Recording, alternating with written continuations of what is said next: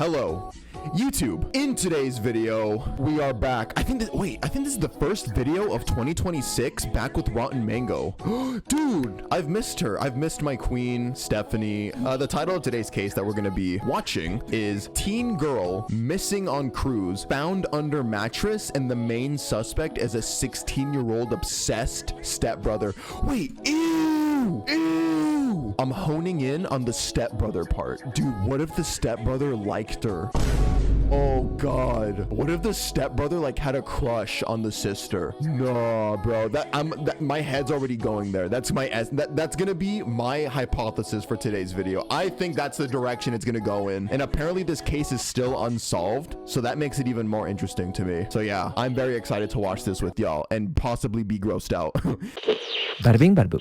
The guy in the bright red tomato Hawaiian shirt and a 20-foot long shipping container filled with cocaine are probably headed to the same exact... What? Stephanie always has the best ways to start off a video. Cocaine? Cocaina? Are probably headed to the same exact place. It's a place called Port Miami. Welcome to this tiny floating piece of land in Miami, Florida, where half of it is like a giant international airport, but instead of airplanes, you have megaliners, cruise ships. Hey, hot take. I have no interest in ever going to Miami. That place scares me. I will go to New York. I will go to LA. I will go to Virginia, Washington, anywhere. Something about Miami just grosses me out. I don't know. But instead of airplanes, you have megaliners, cruise ships, ushering passengers on and off their cruises, making sure that they go through security, immigrations, customs. And then on the other side, you've got massive ships filled with shipping containers. Sometimes, a lot of times, millions of dollars of illicit drugs being smuggled into South Florida, to the point where the Vice Admiral of the Coast Guard based in Miami has stated in public messages to the cartels, "We own the sea, not you. We will find you. We will hunt you before you harm anyone on our shores." That coupled with the fact that it is one of the many busiest shipping ports in the United States, it's not going to be the most shocking thing when you see FBI agents, federal agents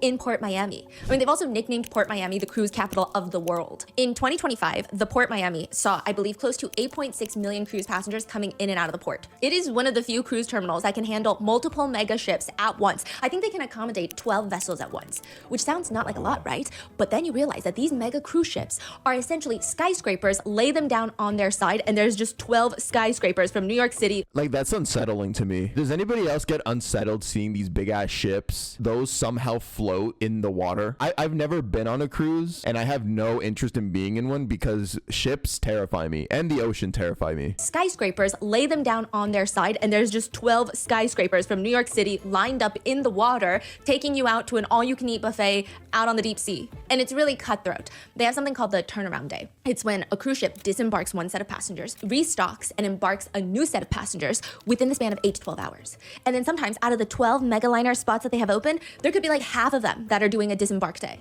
So you've got 8 to 12 hours to get everybody off the ship. That alone can take 3 to 5 hours. Each ship, some of these big ones, they have 4,000 people on there, 4,000 passengers. That's not including crew. Wow. There would be about 70 to 80 massive truck trailers pulled up to the terminal to deliver provisions for the next trip. Sometimes you see like 30,000 pounds of just meat going into one ship. Near the end of November this year, there was one point where 10 ships were docked simultaneously, and they had more than 320 trucks coming in to help restock supplies for these cruise ships. But because of how many cruises take place daily and just the sheer logistics of being out in the water with as many good backup plans as a major corporation would have, which is never a lot of things go wrong on a cruise. And a lot of the times, it's the cruise's fault. And that's like a very bold statement. It's merely an opinion. And by cruise, I don't mean the crew. I mean the corporation, like the poop cruise. The Carnival cruise takes off. It's the Carnival... The poop cruise. The poop cruise. Yo, that's for the Trump administration. Triumph, the corporation, like the poop cruise. The Carnival cruise takes off. It's the Carnival Triumph,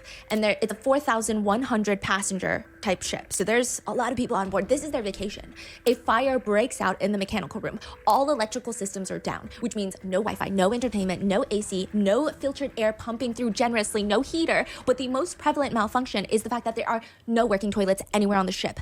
Passengers' toilets are just buckets at this point until they start overflowing. This is the one that happened like last year or the year before? Yeah, or? a few years ago. There was a documentary that was released on Netflix. Right, yes. okay. So, I mean, they turned from poop buckets to just poop fountains, poop fecal matter spraying into the staterooms, into the hallways, everywhere. It was likened to fecal lasagna floating on open seas. There's much more to the entire story with Carnival Triumph and Carnival Triumph. the crews actually knowingly sailed past a fuel leak, which probably should have alerted them to something being wrong with the vessel, the whole poop cleanup itself cost $115 million. What? So if you're ever on Carnival Sunrise, just know that's the poop cruise. Damn. They renamed it, yeah. But it does make sense because I believe the vessel is itself worth closer to $650 million. Whoa. I mean, these are massive ships. And although, I mean, I would say that these are the most common occurrences. I will say that whenever a crime or a missing person on a cruise ship happens, it does make headlines for weeks. But it doesn't occur as often as I guess we are inclined to believe. I mean, usually it's some minuscule variation of a poop cruise. Like typically these are the mishaps on cruises. It's like a small backup toilet that's not flushing well, or there's some sort of malfunction and it inconvenienced a small group of people in a small way, or a drunken fight where everybody is still physically okay, but it was a fiasco. But we also talked about a few cases, right? That people just Yeah. gone missing on the cruise. I will say that a lot of people do die on cruises every year, and a lot of that has to do with the fact that cruises are a preferred form of vacation for elderly people. So a lot of them will pass away on board. But it's not anything sinister or nefarious. Oh, so it's like most of the deaths from cruise ships are just old age, natural causes. I didn't know it was popular among old people. And it's not like a shocking number. Yeah. But I'm still inclined not to go on a cruise just because I get a little freaked out. But Thank you, Stephanie. See, a fellow cruise hater. it doesn't happen as regularly as we are conditioned to believe. But it does happen. November 8th, 2025, a small group of people at Port Miami, they see this small SUV drive up to the Carnival Horizon cruise ship that just docked. The SUV, in comparison to the cruise ship, looks like a tiny little ant, but I feel like the SUV is scarier because it just thick letters on the side of the car. It reads Miami-Dade County Medical Examiner, not ambulance, medical examiner. You don't call a medical examiner until you have a body. Soon after, FBI agents are seen bringing what appears to be a cadaver transport carrier off the cruise ship and into the FBI vehicle. Immediately, people online are trying to piece together what happened, and two things start popping up. One, it's stated that just the day before, while still out at sea, while they're still sailing back to Port Miami, Carnival issued letters to passengers in a specific deck in a specific hallway of staterooms. So if you're staying on this level, on this floor, in this hallway, you're getting a letter on your door. The letter reads, with the Carnival letterhead at the top, dated November 7th, 2025.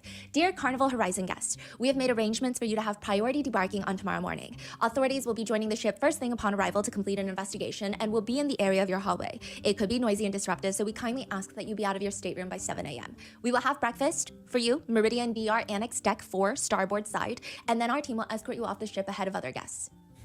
Doesn't really sound, I mean, it sounds urgent because an investigation, you get priority disembarking. I mean, what could be going on? And then you couple it with another TikTok that starts circulating of a woman who was staying in that same exact deck, same exact hallway, and she says that she found out that someone was dead in the hallway. She starts off the video by describing her experience on the cruise ship thus far, and she's been having like back-to-back nightmares, which is not the point, but she's just saying it's just been a weird trip. She's on the same cruise, Carnival Horizon, and she says, we woke up and they're talking about somebody got killed on my floor, the 8th floor, like down the hall. So somebody got murdered on the cruise ship. There's security standing in front of the door. The body Oh, dude, watch this girl that's talking right now. Watch, the body is hidden under her bed. is still in the room. The body won't be off until tomorrow. When we go to Miami, when we get off, FBI has to come and investigate. The body is still on the same floor that I'm sleeping on. I will note that it's highly unlikely that the body is kept in the stateroom. It's more likely that security and medical staff respond, notify the captain, notify shore authorities. Usually they'll photograph the entire room and how the body is discovered along with anything else of importance before moving the body to the morgue, because every cruise ship has a morgue. But it's likely that security is stationed outside. Every cruise ship has a morgue? Every single cruise ship has a morgue. They don't Wow. have, a morgue attendee or anything like that, but It's for like incidents? yeah, and usually the doctor on board, I believe, will be the one taking care of the morgue. I'm learning so much. Everything that I'm learning is making me reaffirm my position that I will never go on a cruise ship. I didn't know cruise ships had morgues, like a place to store dead bodies. And again, a lot of them have gone onto Reddit because I was intrigued by this and I went down a rabbit hole. A lot of them say it sounds sinister, it sounds creepy because of all the news that we see, but a lot of the times it's elderly people, Wow. which is still sad nonetheless. And they actually Yeah. advocate that if you are a senior citizen going on a cruise, you should definitely get travel insurance because it can cover and help your family cover transport of your body back home. Which would be different than if you were to. Well, my parents going on a cruise. Okay.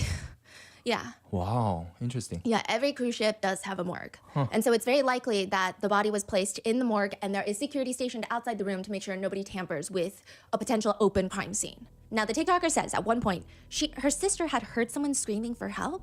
And then they find out that someone has potentially been killed on the same floor that they're on. I mean, she's understandably very freaked out. She says that she's not even going to leave her room for the rest of the 24 hours. And she's just going to keep her sisters nearby just in case. She doesn't know what's going on. So you have someone on TikTok claiming that someone was potentially killed on their floor, an alleged Carnival letter issued to passengers of that floor advising them that they're gonna disembark earlier than the others. Then you have federal agents showing up to the vessel once it's docked, along with the Miami-Dade County medical examiner. What the hell happened on the Carnival Horizon cruise ship? Just 24 hours before docking, a room attendant had walked into one of the staterooms. A lot of people will call them like maids, housekeepers, room attendant. And there were 3 teenagers staying in this specific room together. You have 18-year-old Anna Kepner. Oh, this is the victim, isn't it? Anna Kepner. Anna Kepner. You have her 14-year-old half-brother. So they have the same dad. And then you have her 16-year-old stepbrother. They have no blood relations. Okay, so the stepbrother's mom. The stepbrother. I'm thinking it's gonna be some weird shit. And they obviously have to blur his face because he's a minor. So it's like privacy. They have no blood relations. Okay, so the stepbrother's mom just married Anna's dad. Got it. Okay. The rest of their family are also on the cruise. They have 2 other rooms on the ship. And it was supposed to be this blended family cruise ship. They wanted to make it an annual thing. And then, November 7th, 2025, Anna is found by the room attendant under the mattress, wrapped in a blanket and covered with life jackets. She had been killed. And the main suspect so far, it appears, might be her 16-year-old stepbrother. And her dad, her stepmom, they're all just being very suspicious. This is the current ongoing case of Anna Kepner and how every single— Ooh, if the parents are acting suspicious. Dude, I hope this isn't the case. I hope the parents weren't knowledgeable of some kind of inappropriate obsession that the stepson had and were like turning a blind eye to it. adult in her life is being oddly weird about her murder on this cruise ship. Is this unsolved, Shushi? Yes, it is. It is unsolved. Apparently, I think so. Today's episode is also currently ongoing. I'm sure many of you guys have been following the news, the updates, the investigations. So this is going to be everything we know up until the release date of this episode. This is actually my first time hearing of this case. Is it big? Anybody? Can y'all tell me? Have y'all been seeing this in the news? This is my first time hearing about it. No one has been found guilty in a court of law as of right now. I mean, these are all just allegations being shared by the police, the news, the media, and then some of them by the parents themselves. So with that in mind, let's get started. May 6, 2025, a message is sent from a woman named Chantel Kepner. Chantel is very important. Chantel is the stepbrother's mom. Chantel. She's Okay, remember that. This is the stepbrother's mom, Chantel. Chantel is very important. Chantel is the stepbrother's mom. Chantel. She's the stepmom. Chantel the stepmom. Chantel was Chantel on the ship? Yes, Chantel was on the ship. So this is 6 months before they get on the boat. Chantel is texting her ex-husband, Thomas. And there's gonna be a lot of names, but I'm gonna try to make it clear. Thomas, the ex-husband. Now this text message reads, "Good afternoon. Okay, Thomas is the ex-husband of the stepbrother's mother. Now this text message reads, "Good afternoon. I wanted to give you a heads up that we have a family trip planned from November 2nd to November 8th. We'll be going on a cruise that departs from Miami and stops in Jamaica, Grand Cayman, and Mexico before returning to Miami. In order to move forward with the necessary travel documents, could you please send me your current mailing address so that I can send you the passport forms that need to be signed? And I'll include a prepaid envelope for returning them. Thanks in advance, Chantel." Chantel and her ex-husband, Thomas, they share 2 kids together. A 16-year-old son, the stepbrother, and a 9-year-old daughter. She's gonna take them both on this cruise. I like how Stephanie, I like how she displays with imagery to explain these things. It helps people like y'all, not so bright. I don't need help because I'm very smart, but this is very much appreciated. And she wants permission because, that's how custody works. About a month later, the ex-husband, Thomas, he's still not sent the forms back. He just responds, "I'm not sure if I'm willing to sign the forms. I'm not okay with my kids going out of the country. Until we can find some common ground and set something up, I'm not okay with them leaving the state. Being that I have not talked to or seen my kids in so long, I will talk to my attorney and see what can be done. Maybe we can agree on something that benefits the kids having both parents in their lives." Chantel will take the kids on the trip anyway. And by the end of it, her 16-year-old son is going to be a suspect in the murder of Anna Kepner. Nearly 32 hours after Anna Kepner is murdered, Chantel is going to text her ex-husband once more. "I need you to call me. It's an emergency." There are apparently 5 main categories for cruise liners. You've got mainstream, premium, luxury, ultra luxury, and expedition, which expedition is essentially a cruise where you go through the Drake's Passage and end up in Antarctica or some other remote location. You're not really there for the all-inclusive buffets and the casinos. You're there for the thrill. You're there to jump out of a helicopter and see a penguin. Obviously, price point is going to be one of the main, if not the main thing about choosing which category of cruise liner you're gonna end up on. So starting with ultra luxury, think Ritz-Carlton Yacht Collection, Seabourn, Silver Sea. It's intimate, perhaps only 200 to 700 750 guests on a boat. Oh, dude. Okay, not to sound bougie, because I'm not even that rich. But if I was to do a cruise, it would have to be like this. Like she said, super luxury. Not because I'm bougie or like I need nice shit. Only 200 to 750 guests. That's one of the factors that makes me not like cruises. It's just so many people. It could be 2,000, 3,000 people all on a fucking boat. That gives me anxiety. This number, that's way better. It feels more manageable, less overwhelming. Perhaps only 200 to 750 guests on a boat. I imagine a much older demographic. I've actually heard of a lot of people who are like, I'm gonna splurge and go on a honeymoon on one of these ultra luxury yacht trips, like the Ritz-Carlton, and by heard of people, I mean on Reddit. And they say that they regret it because you're just with a bunch of 60-year-old rich retirees and there's no fun. It's just a lot of fine dining. So that's the most expensive one. Yes, unless you're chartering a yacht, which is not really a cruise at that point. How much are those? Do you know? Yeah, so it really depends on how long you're going to be there. What's interesting about the ultra luxury trips is they never start and end in the same place. So you have to think about travel accommodations from the start position to the end position. That's weird. For example, Seabourn, 8-day trip in Japan, and then it ends in Hong Kong. Huh. Yeah. You have Ooh, that sounds lit as hell. But yeah, it sounds complicated to plan for. You have to be rich as fuck for that. Because you have to pay for hotels in Tokyo and then hotels in Hong Kong. Jesus. You have to fly to Japan, and then you might not leave the same day, so then you gotta find accommodations, and then you have to find a flight from Hong Kong back to wherever you live. It's kind of weird. But for that, it depends on the room, $3,500 to $10,000 a person for an 8-day trip. The Ritz-Carlton is even worse, starting at $11,000 to $12,000 a person for a similar trip. And then a small step down from that would be luxury and small yacht cruises. Oceania, Viking Ocean, Windstar. Again, much smaller ships in general, a huge focus still on the food. Lots of focus on fine dining. These are the types of boats that are gonna be like, we have a Michelin star chef on board. A lot of companies in this tier are gonna try to market the experience as almost like being on your own private yacht. It's very private. Some of these cruise liners, it's a 1-to-1 staff ratio, staff to passenger ratio. Then you have the next step down, premium cruise liners, Princess, Holland America, Celebrity Cruises, Virgin Voyages, which please don't book Virgin Voyages unless, okay, so no, you can, but you should know that from my extensive Reddit researching that I've done as someone who has never been on a cruise, Virgin Voyages has become swingers paradise. It's an adult-only cruise line. Swingers paradise? Wait, swingers. Is that not like orgies? A swinger is a person who engages in consensual non-monogamy, often exchanging sexual partners with other couples or singles as a recreational activity. So I was right. So it's like an orgy boat.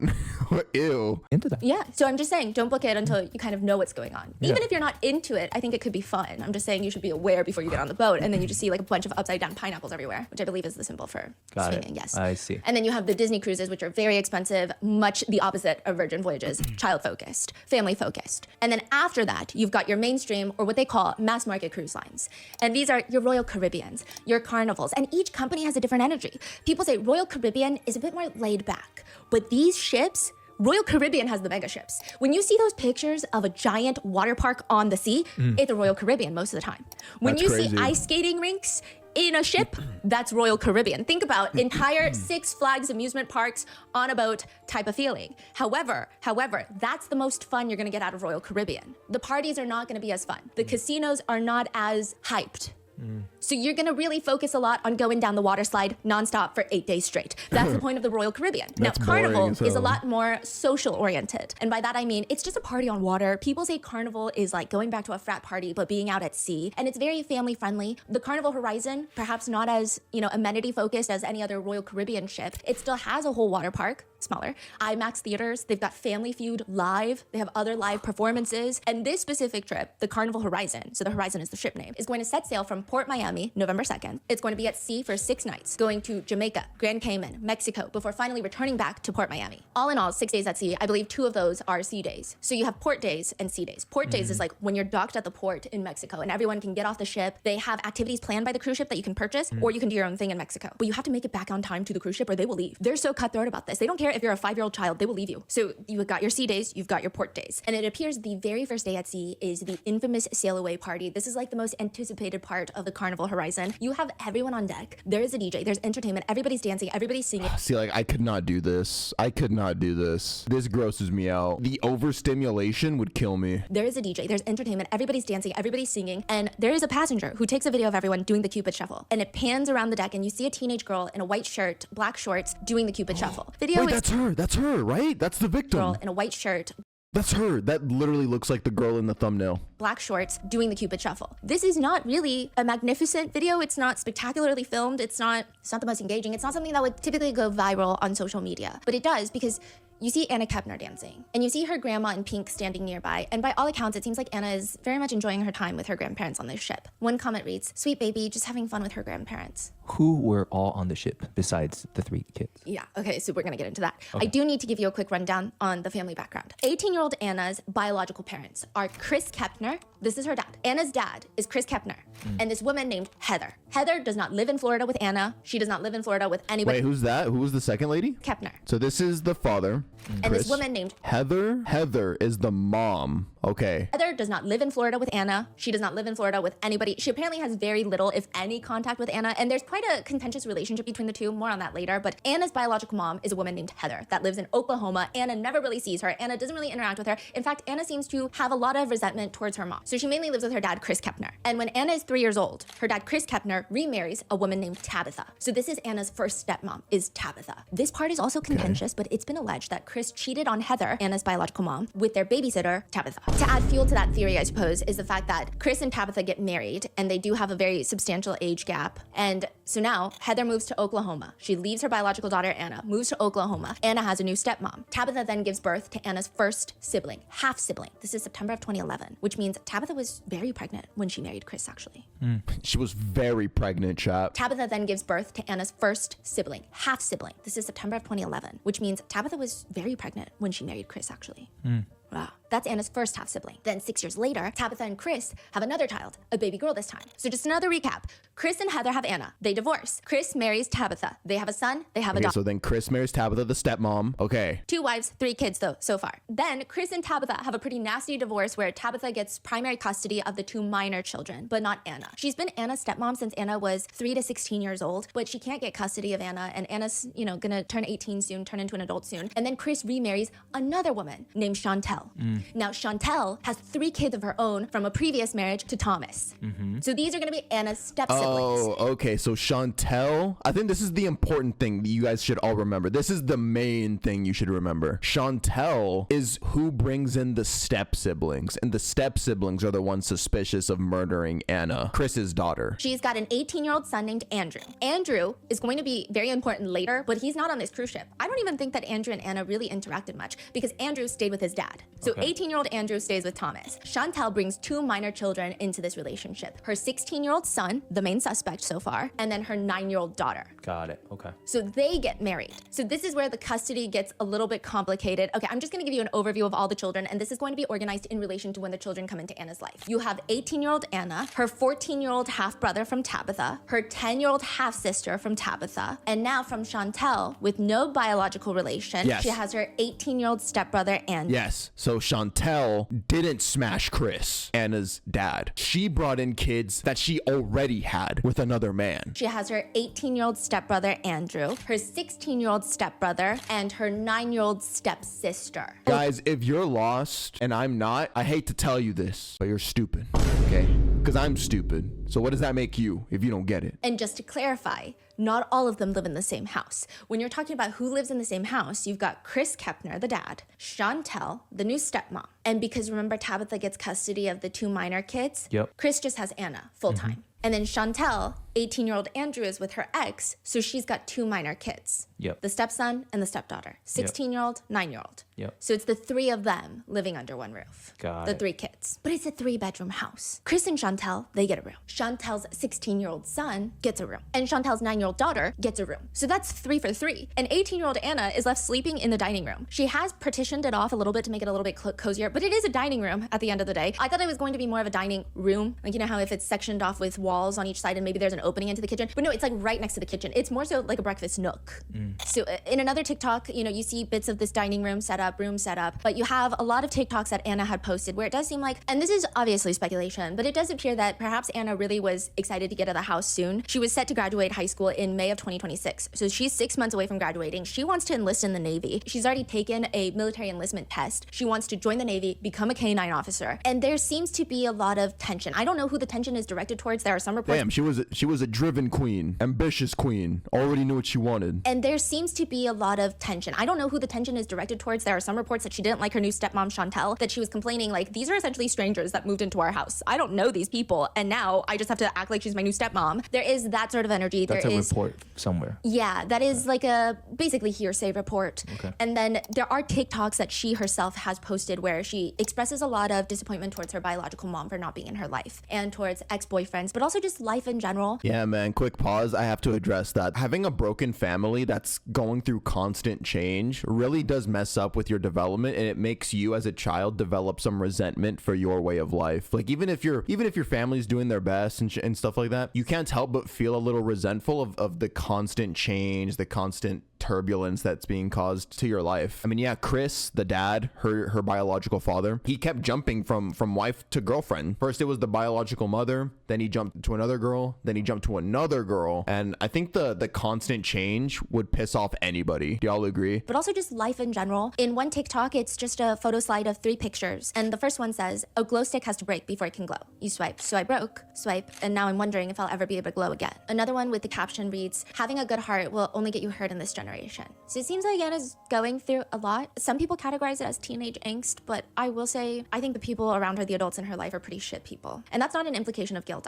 I personally think that they're not great. Really? Yeah. November agree, 17th, Stephanie. 2025, over Good a week take. after the cruise ship docks in Port Miami, a post starts circulating on X. It's from a man named Martin, and Martin writes, I need everybody's help on this. If you haven't heard this story, then you've been living under a rock. This is my niece, Anna Kepner. She was 18 and was on a cruise ship with her dad, stepmom, and the family members. I cannot stay silent about this matter any longer. The stepmom's son killed her, stuffed her naked, beaten body in a sheet, and stuffed her under a bed and covered her with life jackets. Then Oh, this has to be real. stuffed her naked, beaten body in a sheet and stuffed her under a bed and covered her with life jackets, then slept on the bed like nothing happened. He told his mom when no one could find Anna on the ship, so yes, they know who did this, and it sickens me that the father, Chris, remains silent about it. Please pass this on until maybe it gets to somebody that can do something about it. If nothing is done, it will all come out on the 20th. At least, that's what the stepmom has said after threatening family if they talk before they're gonna be banned from the funeral, the remembrance of life for Anna. Please pass this so my family can get closure, and the people who did this and lied and stalled to tell the rest of us what happened when it did, now you just look guilty of a cover-up. Martin Donahue is not just a random nobody. Martin Donahue is Tabitha's brother. And Tabitha was Anna's stepmom from when Anna was 3 years old to 16 years old. I mean, she's been like the primary mother. Oh, wait, so Martin was Tabitha's brother? And Tabitha was Anna's stepmom from when Anna was 3 years old to 16 years old. I mean, she's been like the primary mother figure in Anna's life.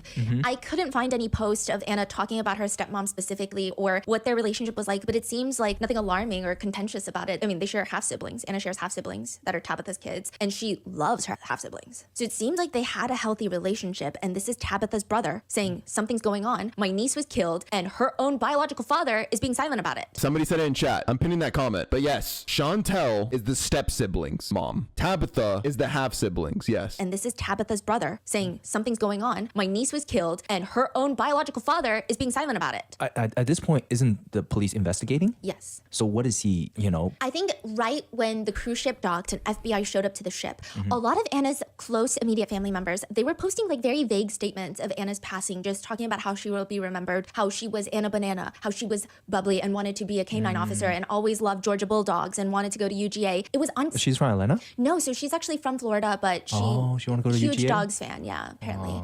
But it's just, he's saying it's weird because all these people are making it seem like something tragic happened on the boat. Yeah. When he's like, no, my niece was killed, and I'm pretty sure it was her stepbrother that was on the boat with her. So nobody's like fighting for justice for Anna. Exactly. Got it. It seems like a very quiet investigation that's happening. And now this is just thrusting it into the spotlight of, okay, so she was killed. I mean, there were some reports that she was found under the mattress, so it was assumed that she had been murdered. But this is the most detailed information that has come out thus far. And there are a lot of weird things about it. Immediately after this post, like 3 days after, Anna's grandparents do an ABC interview. And everyone starts talking about the room shit. arrangements. The room arrangements are very strange. Oh God, let me guess. They had the 16-year-old with Anna.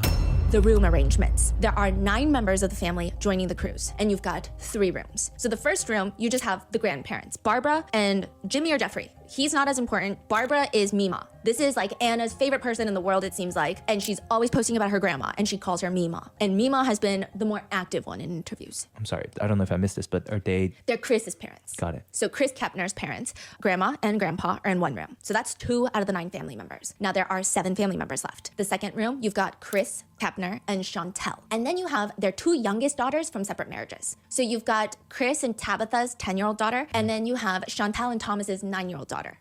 So that's 4 of the 9. Now, there's only 3 family members left. You've got 18-year-old Anna, Chantel and Thomas's 16-year-old son, and Chris and Tabitha's 14-year-old son. So you've got Anna's 14-year-old half-brother and her 16-year-old stepbrother. The only child not included in the cruise is 18-year-old Andrew from Chantel's previous marriage, who stays with his dad. Got it. But everybody else is on this cruise. So people didn't like this room setup, or? Yeah, people do not like this room setup. It's a weird, okay, I mean, when you do look into the room, it's not like they're sharing beds. The room seems like it has 1 bed on the ground and then 2 bunk beds on top. So these cruise ships, they pack people into these rooms. So you've got 1 bed where it seems like Anna probably slept in that bed, and then 2 of the Pullman bunks, it seems like both the boys slept in that one, the 14-year-old half-brother and the 16-year-old. Oh my God, she was literally surrounded by boys. I'm not a parent, but I probably would not do the room arrangements like that. It's very weird to have an 18-year-old girl and a 16-year-old boy who have maybe known each other for 2 years, have no like blood relations, staying in the same room. People that is very... Oh, dude, yeah, that's another factor. I did not know that. It is weird to be, even though there's quote unquote step siblings now, they didn't grow up together to have that connection that mimics blood related siblings. They've only known each other for 2 years. So yeah, the stepbrother might be a little weird. I'm just being real. maybe known each other for 2 years, have no like blood relations, staying in the same room. People that is very odd. Because, okay, Anna and her half-brother, nobody thinks that's odd. And they grew up together. Whereas this boy, I mean, Anna just met this boy. So there is a lot of just weird, and I'm sure there are many healthy family dynamics where this could have worked out perfectly fine, but clearly this was not one of them. So there's just a lot of uncomfort, and a lot of people, a lot of parents have been sounding off in all the comment sections of how they personally would have handled it. And it seems like most parents are in agreement like this would have never happened in their house. You should at least have an adult in there. It almost seems like they put 18-year-old Anna in there as the adult. I mean, I can get really technical with it if you're interested, because I was even trying to take a poll of what a lot of parents in the comments were saying. So the first one was, a lot of people thought either Anna should have been placed with her grandparents. But then the problem that the Kepners would have had is that you can't put a 16-year-old and a 14-year-old boy in one room. You need to have some sort of adult. So it seems like a irresponsible choice from the adults involved. So it seems like the best solution would have been Anna to be with her grandparents, and then they should have figured something out with the two teenage boys. And then the second option would have been that Anna gets her own room, and then maybe the boys are with the grandparents. And then the third option that I saw polled a lot was like, if you're taking 9 people on a cruise and you're budgeting, you just have to split up. So they were saying you should put Chris Kepner, the dad, with the 2 boys, and then you should put Chantel with the 2 young girls, maybe Anna, and then the grandparents can get their own room. But it just seems like maybe Chris and Chantel were very selfish about the room organization. It was just a weird room organization. No parent really thinks that this was okay. I see. Yeah, I think the only parents I see in the comments that are saying, oh, this is perfectly fine, they seem to be from a much older generation. I don't know how that affects it, but it's very interesting. Now, even Anna's own grandma states to ABC, whatever happened in that room, the only person responsible is the person that was in the room with Anna. According to Anna's death certificate, Anna Kepner died by mechanical asphyxia by another person. It has been widely reported that she appears to have been held in a bar hold, and this is even reported by her grandmother. This is her theory and hypothesis of how Anna was killed. You take the elbow like this. They said when they took her body to the medical examiner's office, it was in perfect condition. There were reportedly bruises on the side of Anna's neck. And a bar hold, if you're unfamiliar, is when someone wraps and holds your neck in the crook of their elbow. Anna's grandparents are stating that she was not found beaten. There were bruises on her neck from the asphyxiation, but it's not like Martin Donahue's ex post where it says that she was beaten up. There was evidence of SA and all of these other things. Anna's family is refuting that. They're saying, actually, no, there was no signs of drugs or alcohol in her system. There was no signs of SA, but yes, she was killed, basically. So it doesn't show she had been assayed on the certificate. The death certificate does not show, but this is not her autopsy. I see. Right. Yeah. You're right. Anna's grandparents, who she's been really close with, I mean, they might have been some of Anna's favorite people in the entire world, and more on that later, but they do an interview with ABC, like I said, days after Martin Donahue's social media post. And the grandma says, she was found concealed under the bed.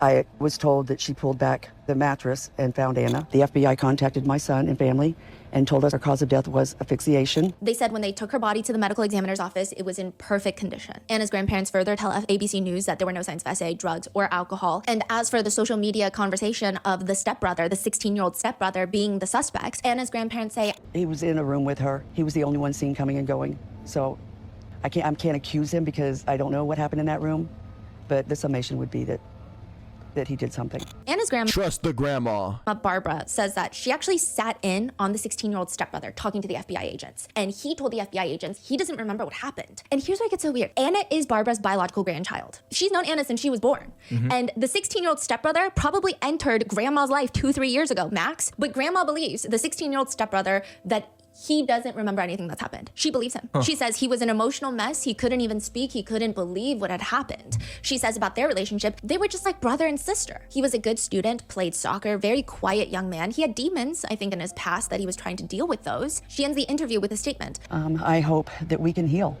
Whatever happened in that room, the only person responsible is the person that was in the room with Anna. Why she keep saying that? Yeah, I mean, But she says she believes that the brother doesn't know what's going on. What? yeah. Now, as for what justice looks like for her, because she's asked that, she says, whatever the law says, I'm not going to advocate for anything more or anything less, and that will be for the courts to decide. A lot of netizens find it odd that the grandparents sound like they have so much sympathy for this 16-year-old boy that they probably hardly know, and maybe we are just evil, sick people, and we would want this 16-year-old to be arrested. But it doesn't even just seem like, oh, well, he's 16, so we should take that into consideration, but we still need absolute justice for my granddaughter. I want to know exactly what happened and why it happened and how it happened. I want to know everything, and I want to make sure that society is protected from this child who could maybe be charged as an adult. It's not that energy. It's kind of weird.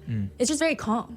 It's almost like they're both her grandchildren by blood. Yeah. But you've only known one of them for like 2 years. And you also say things like he's had demons in his past that he was working through, but you also believe that he doesn't remember anything. It's just odd. She didn't say what demon? No. Okay. Okay, yeah, this is all shaping up to be very, very strange. Like the family dynamics don't make sense. I wonder what was going on between them. I don't know. It's just all very weird. She's like, he played soccer. He was a quiet kid. I don't know what that has to do with anything. And so netizen comments are reading, they failed her too. Quote, I would be voicing negatively more about the person that killed my granddaughter. I wouldn't be saying he played soccer and he was a quiet and good kid and blah, blah, blah. Another comment reads, anybody else creeped out by this entire family? Another comment reads, he had demons in his past that he was dealing with. Why on earth would he be allowed in the same room with Anna, a teenage girl who in reality was not related to him except through marriage of her dad? What a shame for Anna. God bless her soul. Okay, so I guess my question is, Yes. there were two other people, the 16-year-old stepbrother and the 14-year-old brother. There's a hearsay statement, if you will, but he was not in the room at the time. Anna's grandmother ultimately states, I can't accuse him because I don't know what happened in that room, but I believe to him that is his truth. He was an emotional mess. He couldn't even speak. He couldn't believe what had happened. To which people are commenting along the lines of, he couldn't even speak because he was traumatized or because he was exercising his right to remain silent. Wait, yeah, so even the grandparents aren't. I thought we could trust them completely because, you know, Meemaw was Anna's favorite person before she died. But even the grandparents are being a little weird about her. He couldn't believe what had happened. To which people are commenting along the lines of, he couldn't even speak because he was traumatized or because he was exercising his right to remain silent. People also don't like the fact that the grandparents intentionally describe them as being just like brother and sister, which people are saying to say that almost indicates that they were not just like brother and sister, not indicating that something nefarious was happening, but like it's a very odd thing to say, rather than something generic like they got along well. They were adjusting well to being a blended family. They share the same sense of humor. Chantel, the stepbrother's mom, later in a slightly unrelated court hearing, she does confirm that the FBI they believe that her 16-year-old son is a suspect in Anna's murder. What does unrelated court hearing mean? Okay, we're gonna get into this whole court hearing in a second, but Chantel and Thomas Hudson have 3 kids together. Yes. Andrew, 18-year-old Andrew, is with Thomas Hudson. Chantel had 16-year-old son and 9-year-old daughter in her care. After the cruise, 16-year-old son is sent to a third party to stay with them. 9-year-old daughter is still with Chantel. Thomas Hudson does an emergency court filing for custody over the 9-year-old daughter. He's like, oh, no, like your stepdaughter died on this cruise ship that I didn't want you guys to go on, and our son is a suspect with the Federal Bureau of Investigations. I want my 9-year-old daughter in my primary custody. So there's this emergency court filing. There's 2 different hearings, and it just becomes half about custody, half about the cruise. Interesting. That's why we're getting a lot of information about this cruise when typically the feds are very hush-hush about things. And they're hush-hush. They haven't said anything themselves. But through a custody battle. Wow. And it's very likely that it's because the custody battle is happening in Florida that we're getting this much information. Florida has one of the more relaxed laws about family courts and custody battles being public information. So states have like different regulations for that, but Florida is a little bit more open. Wow. But it's in this custody hearing after the cruise ship that Chantel is like, I mean, the 3 of them, Anna, my 16-year-old son, and Anna's 14-year-old half-brother, they're like the 3 amigos. That's literally her words. 3 amigos. They're best friends. Did they all get along? Yeah, the 3 of them are like the 3 amigos. They're best friends.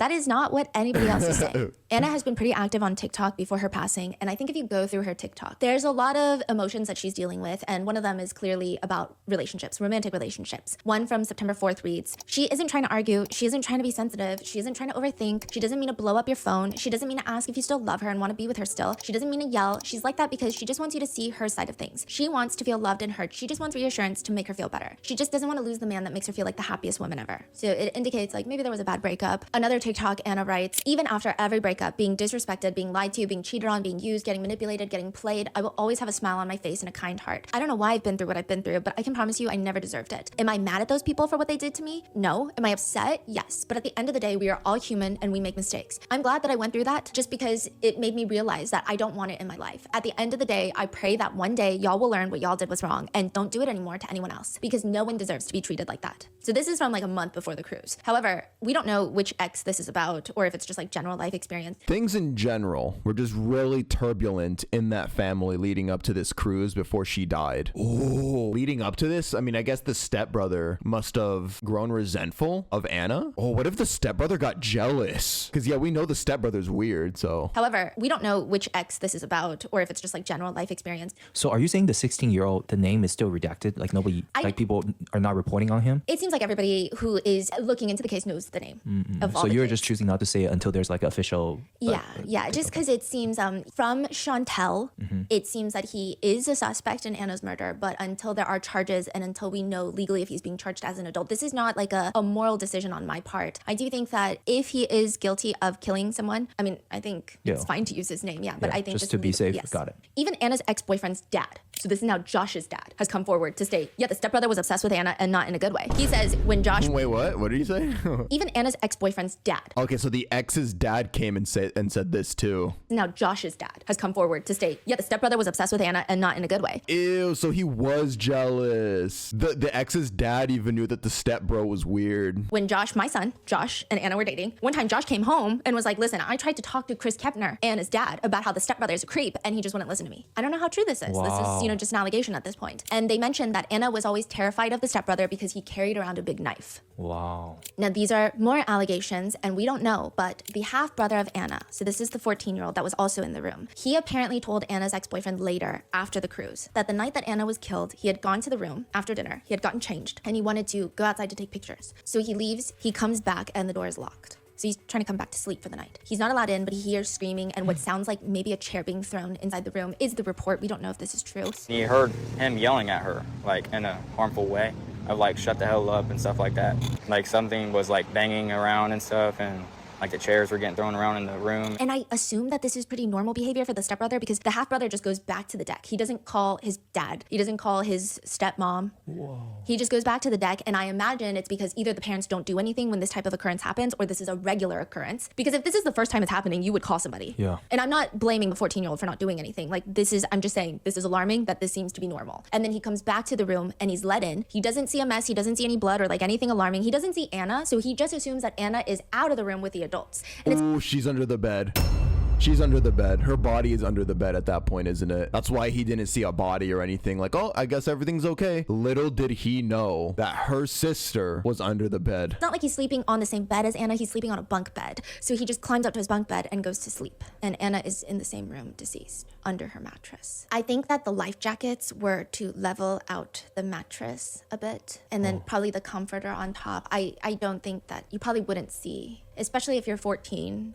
And I don't even know if a regular adult had opened the door, if they just glanced in, if they would be able to notice something would be amiss. It seems like the room attendant was trying to make the bed. So that's how it was discovered. Yeah, I don't think it was just like I opened the door and the room attendant is like, oh, I see something, a lump under the bed. I think she was probably trying to make the bed. So I imagine the life jackets were used to level out the mattress. So this is like the next morning, they were out like having breakfast and someone was cleaning the room. Exactly. Wow.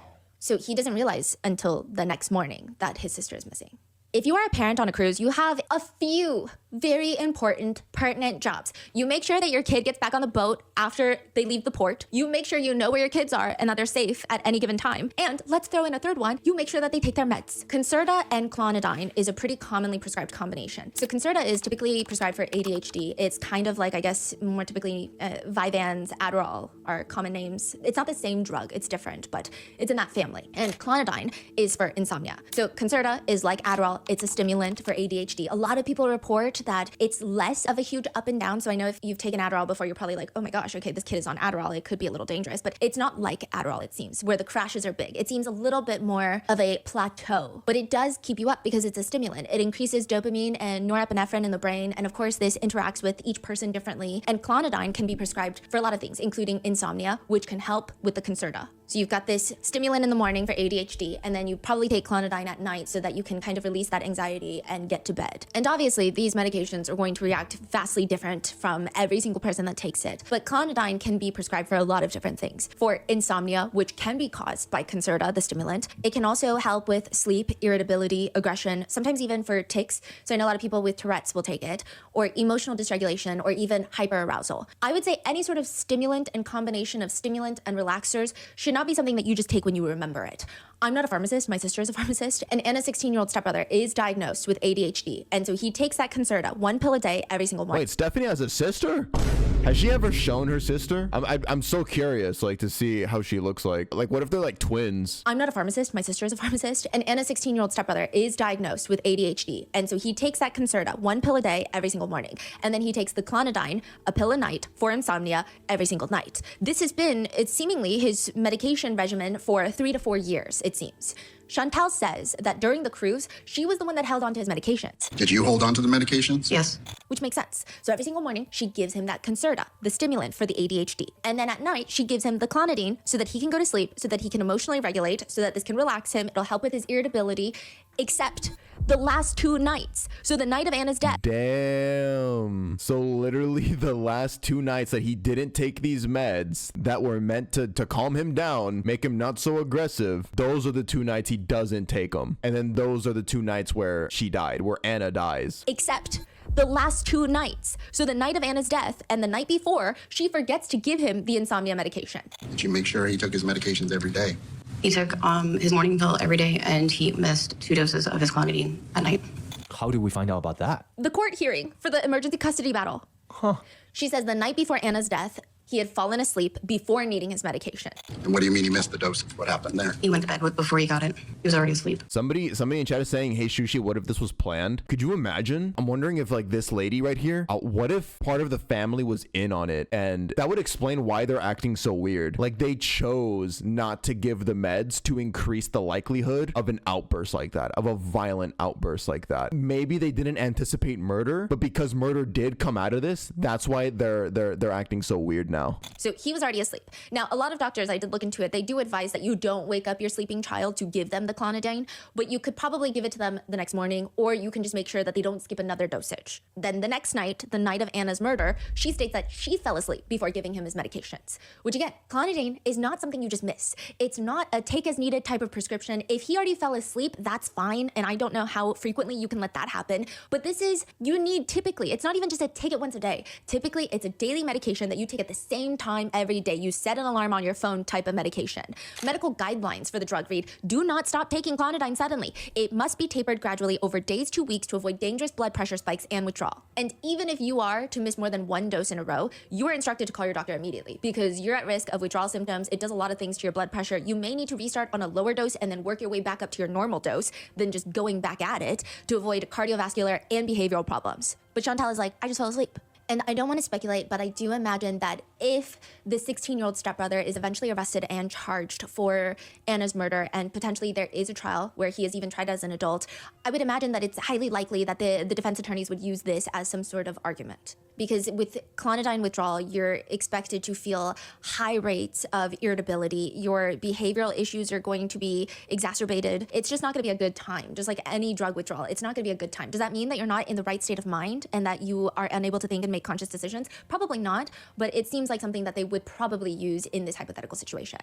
It's speculated, even by Anna's grandparents, that Anna was killed in that bar hold. And just to mention, even if someone is highly irritable, even if they are going through a drug withdrawal, and I don't know, I think everyone's biology is different, but to kill someone with a bar hold, you are holding on for a very long time. To give you an idea, one netizen explains, with no blood to the brain, you're looking at 10 to 20 seconds to pass out. But it would still take another 4 to 5 minutes for serious brain damage or even death. Notably, with these types of chokeholds, where you are physically restraining oxygen from entering a person's brain, consciousness will be regained pretty quickly as you let go. So let's say they fall unconscious after 30 seconds. If you let go, it's more likely that they're going to regain consciousness very quickly and not die. So it's very unlikely that you can choke someone for 30 seconds and then they die, unless there's some sort of pre-existing condition already there or other circumstances we don't know about.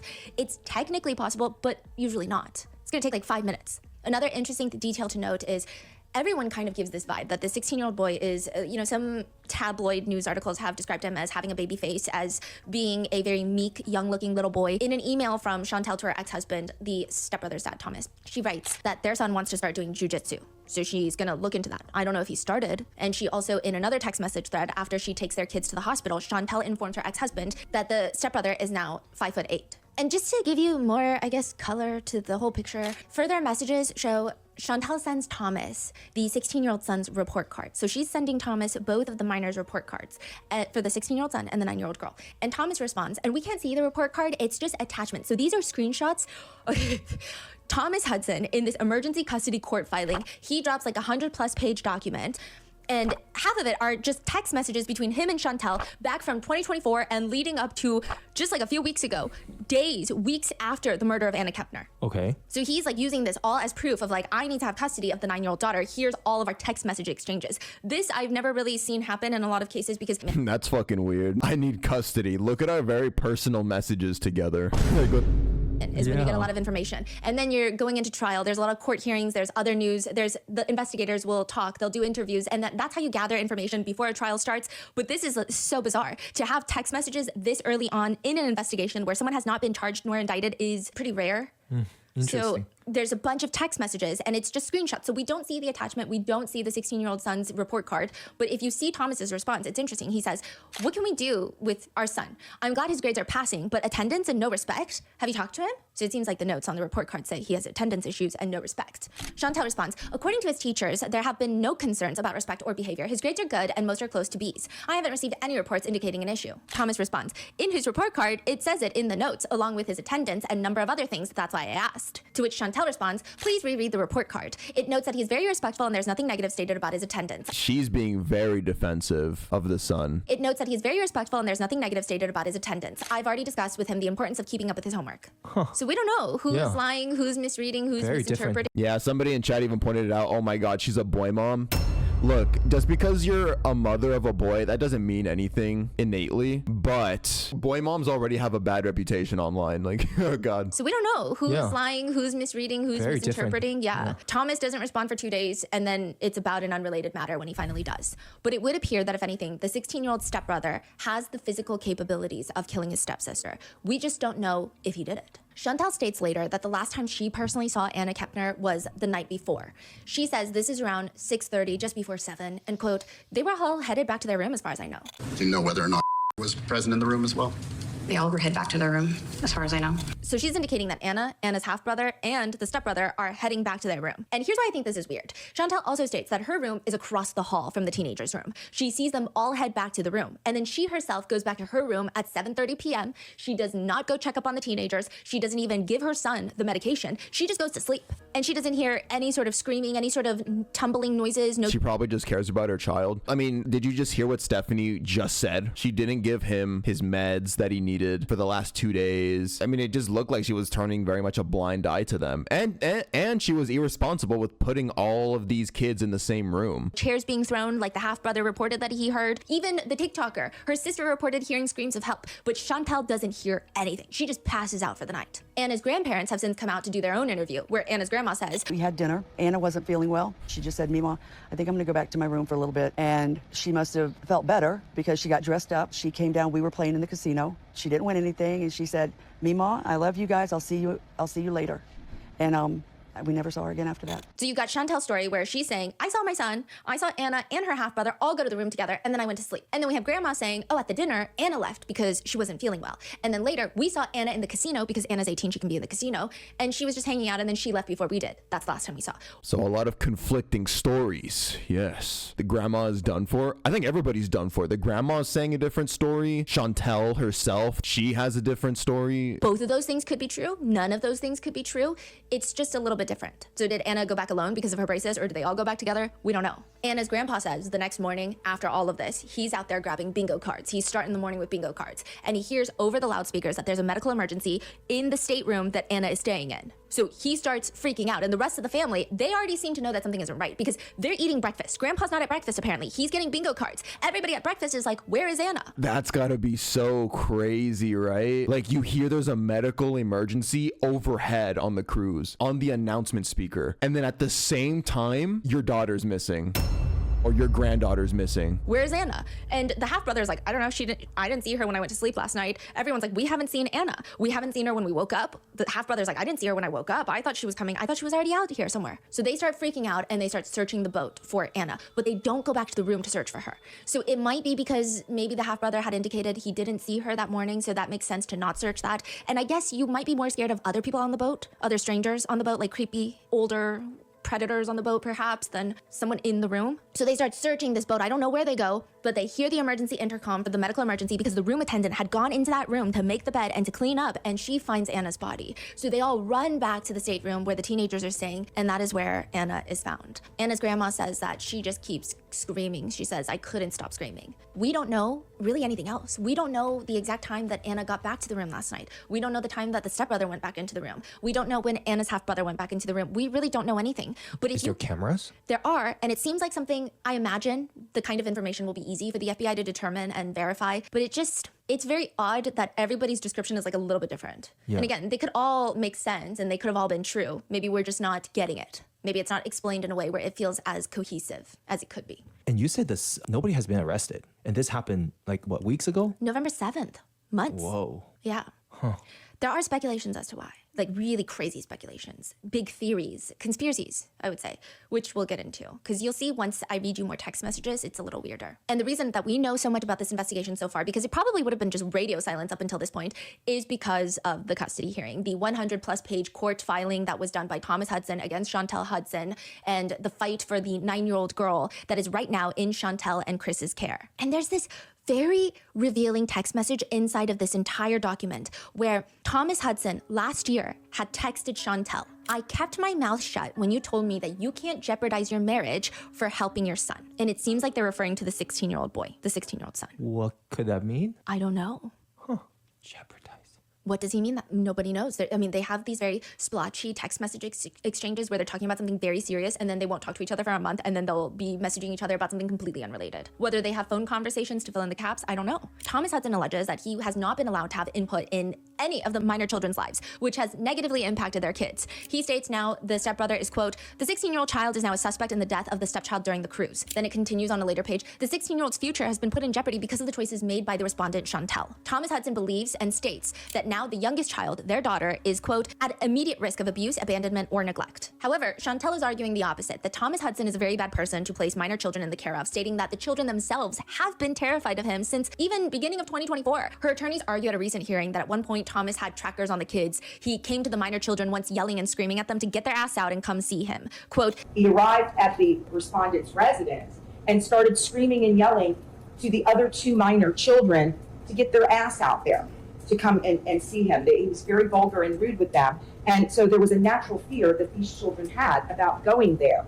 Chantel and her attorney allege that if anyone is alienating any of the children from their parents, it's Thomas. That he has not allowed Chantel to have any access to their eldest son, Andrew, who is now 18 years old, by the way, but he was 17 for the longest time. She claims that they were not allowing her to see him. Chantel's attorney argues Thomas is in violation of the very agreement that he's accusing mom of being in violation of. You cannot ask to hold somebody in contempt of an order that they're not themselves in compliance with. But more than that, both of them have agreed to place the 16-year-old son in the care of a third party. So Chantel argues, how can their daughter be in danger from her 16-year-old brother if he's not even in the house anymore? About a month after Anna's murder, Chris and Chantel walk into the courthouse for this custody hearing, holding hands. Chris's daughter, Anna, had maybe, potentially, been murdered by Chantel's 16-year-old son. That is weird. Wait, look at that. You would expect them to be a little distant right now. The dad, especially Chris. But it looks like they're closer than before. Holding hands and shit. Like they're even closer after finding out that Chantel's son murdered Chris's daughter. That is very likely to have happened. Chris and Chantel walk into the courthouse for this custody hearing holding hands. Chris's daughter, Anna, had maybe potentially been murdered by Chantel's 16-year-old son. That's crazy. The attorney for Thomas Hudson, the stepbrother's biological father. So this is Thomas. Thomas. The attorney states in short, Your Honor, in this case, obviously, it is our position that the youngest child is at risk for a number of reasons. As the court is aware through the pleadings, there's a young lady who's passed away. That matter is still under investigation. That was not my client's child, but the stepchild of the mother in this case. And the remaining 16-year-old is now a suspect in that case. So this is how we figure out that the 16-year-old is a suspect. The FBI doesn't tell us. The court hearings tell us. The mother took the children both on a cruise against my client's wishes. In this case, the mother took the children both on a cruise against my client's wishes.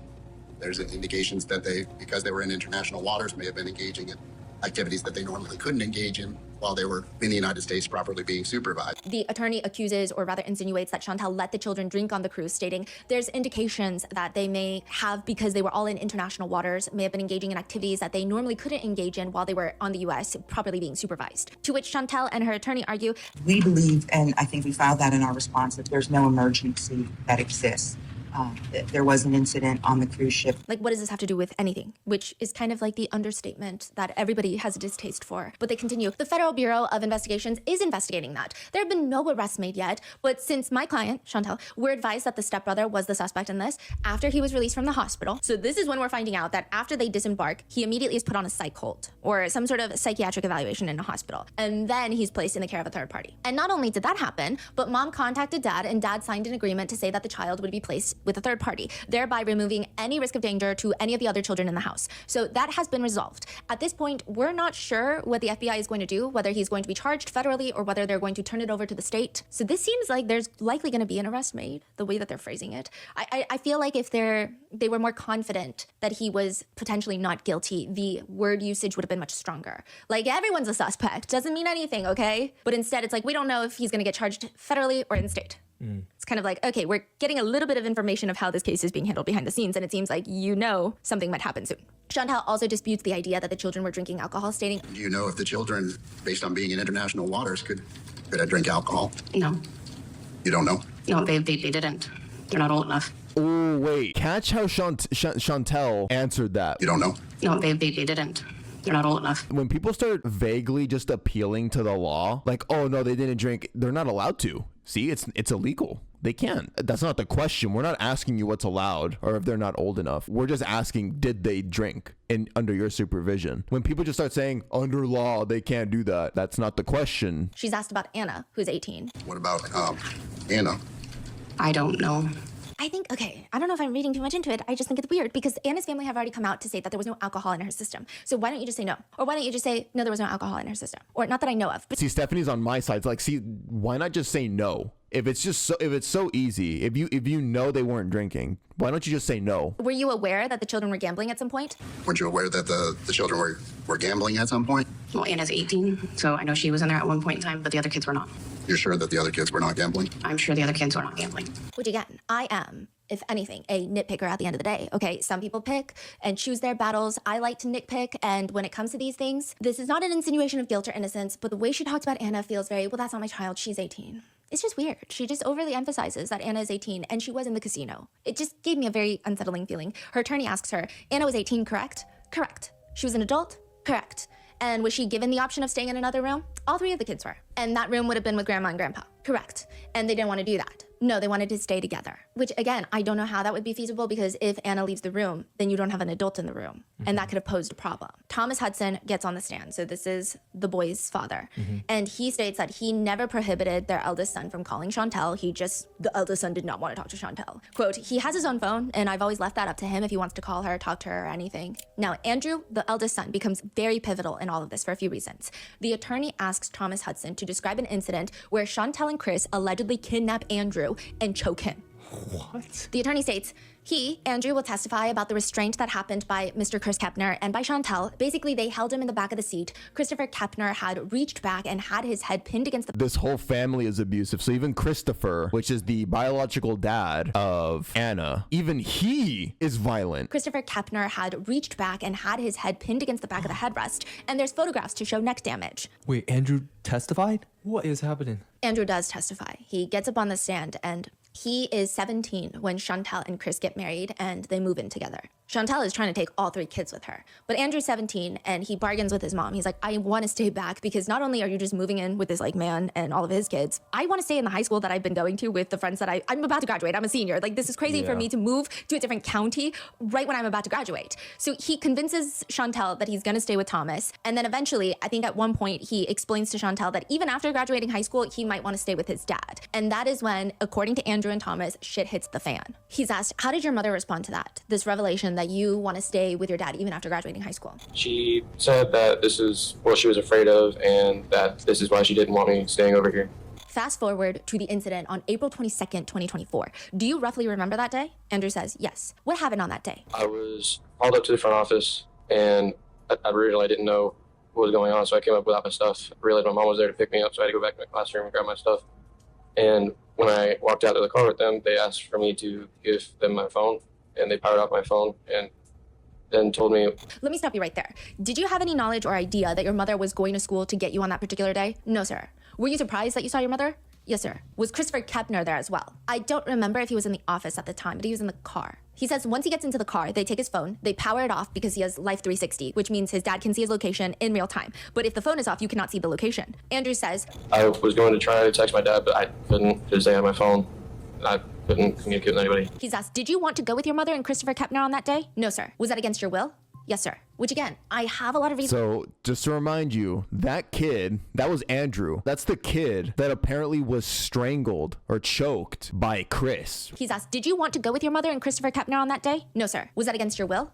Yes, sir. Which again, I have a lot of reason to trust Andrew, not just because Andrew is stating it, which I do think that I should trust that to a great degree, but also because there are emails from Thomas Hudson to Chantel that read, I don't think you understand what you put him through, referring to Andrew. I was hoping we were making steps in the right direction. Of course he's comfortable to go with me, but not with people that forcibly took him against his will. Chantel does not immediately refute this over the messages. And Thomas continues to say that it's very hard for Andrew to spend time with his siblings. It's already hard enough for Andrew to see you, who he feels very uncomfortable with because you, his mom, basically tried to kidnap him, but he definitely doesn't want to see Chris, who also tried to kidnap him. And like, what the hell does Chris have anything to do with it? Chris has nothing to do with Andrew. Thomas writes to Chantel, I meant Chris being there in general is what Andrew doesn't want. It's rough enough on him with you there. So they're arranging for the 3 siblings to hang out. But, you know, Thomas is saying Andrew doesn't really like seeing you. He definitely doesn't like seeing Chris. So it's just rough. Why does Andrew dislike Chris so much? The attorney asks Andrew in court, so what happened once you were in that vehicle and they took your phone? I give them my phone, they powered it off. They told me where I was going, that I was going to start school over there, which was against everything we've talked about. I told them, no, I wasn't. And when we tried to come to a stop, I had tried getting out. What was your intention of trying to get out of the vehicle once it came to a stop? Trying to get out of the vehicle so they couldn't take me away from everything. And then what did Chris Kepner do at that point? They had held me against the seat, and he put his arm around the back of my neck, pulled me up against the front seat. She held me there as well. Bro, what? He's in the backseat and they... Yeah, put his like head up against the front seat headrest. They were also in the backseat? They had gotten out, Oh, it seems. wow. Was your mother still in the front seat or did she go to the back seat? At that time, she had crawled to the back seat and started holding me. Okay, yeah, so Andrew seems to be the oldest son of Chantel, right? And then Christopher Kepner, what exactly did he do with his arm?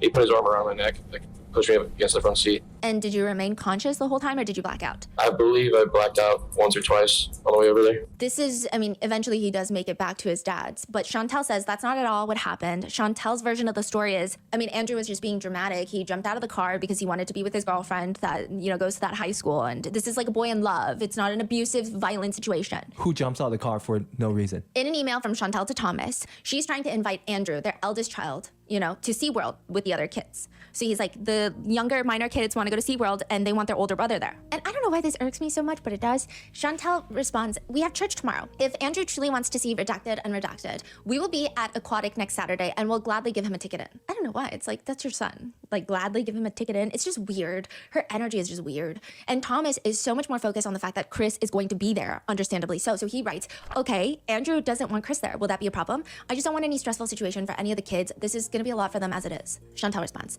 so it's okay for Andrew to go to SeaWorld with his girlfriend last weekend, but not spend time with his brother and sister doing the same thing? Something that both of them have repeatedly asked and invited Andrew to go to either Aquatica or SeaWorld. It gives them something to do that is longer than an hour. You keep bringing up Chris. Never once did I say he was trying to hang out with Andrew. Yes, he will be there, and he will be going with from here on out per Redacted and Redacted's request, but that doesn't mean that he will be interacting with Andrew. We are not trying to corner Andrew, which that doesn't mean anything. Him being there is the problem that Thomas brought up. And she's just saying, like, what do you mean? He's not trying to hang out with him. But that's not the concern. Thomas Hudson has just dumped all of this along with other messages.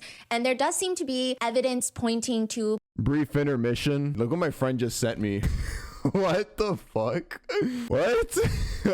This guy on a horse probably died after this. He's gonna get landed on by that horse and like, what the fuck? Like, he died probably. And there does seem to be evidence pointing to perhaps Chantel alienating the two minor kids. At least that's what Thomas is indicating in this court filing. He keeps messaging her, I haven't seen my kids since April. I haven't talked much with everything that's happened. When can we get things back on track to how they're supposed to be? We will still not be able to have holidays together, in my opinion, after all you've said I've done to you and to the kids. He writes, why would you ever be okay with me being in your house when I was trespassing? So it seems like he's saying your lie doesn't make sense, or your alleged lie doesn't make sense, and then the way that you're finally okay with it again doesn't make sense.